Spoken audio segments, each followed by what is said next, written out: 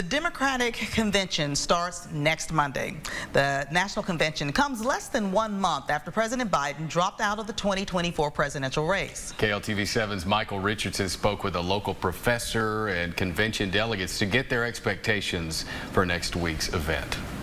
In downtown Tyler, a show of support for the new presidential ticket as the Democratic National Convention kicks off next week. Nancy and Mike Nichols will be traveling to the event as delegates.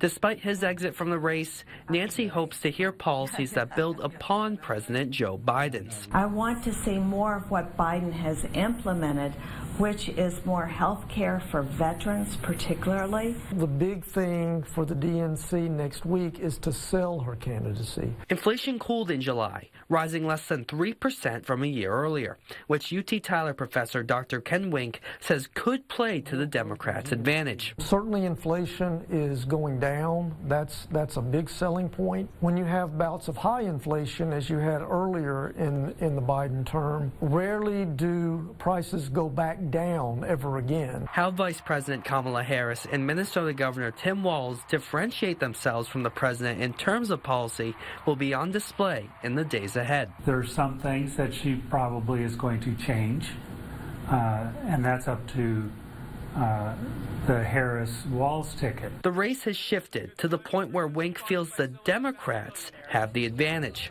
but time is running out. Most people have made up their minds by that time, by the end of the summer, by early fall. Both candidates have about a month or 3 weeks to make their case. Michael Richardson, KLTV7 News.